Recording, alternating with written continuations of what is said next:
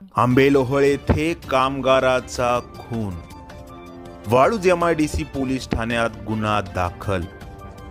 आज शनिवार 12 जुलै रोजी सकाळी 10 वाजता वाळूज MIDC पोलिसांनी माहिती दिली की शहरातील वाळूज MIDC परिसरातील आंबेलोहळ रोडवर एकाचा मृतदेह आढळून आला होता। सकाळी एक धक्कादायक आणि मन हेलावणारी घटना समोर आली आहे। आंबेलोहळ गट क्रमांक 37 येथील 23 वर्षीय अर्जुन रतन प्रधान या तरुण कामगाराचा अमानुष मारहाण करून खून करण्यात आला आहे। या घटनेचे संपूर्ण परिसरात खळबळ उडाली आहे।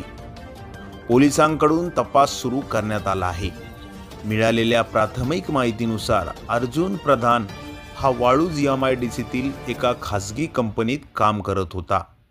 कालच त्याचा पगार झाला होता। आज सकाळी अर्जुनचा सावत्र भाऊ रामकृष्ण याला तो रस्त्याच्या कडेला अर्धनग्न अवस्थेत गंभीर जखमी अवस्थेत आढळून आला।